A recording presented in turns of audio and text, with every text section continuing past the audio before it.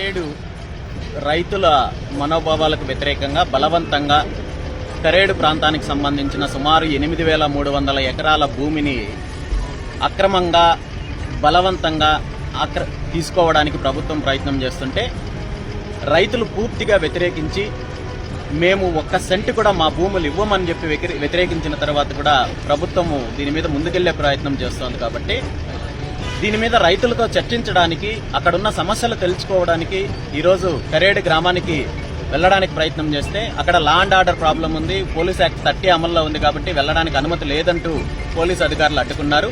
Police అధికారుల యొక్క instructions follow అవుతూ లా అండ్ ఆర్డర్ ప్రాబ్లము నా వల్ల ఎటువంటి ఇబ్బంది రాకూడదనే ఉద్దేశంతో ఈరోజు రిటర్న్ వెళ్తున్నాను.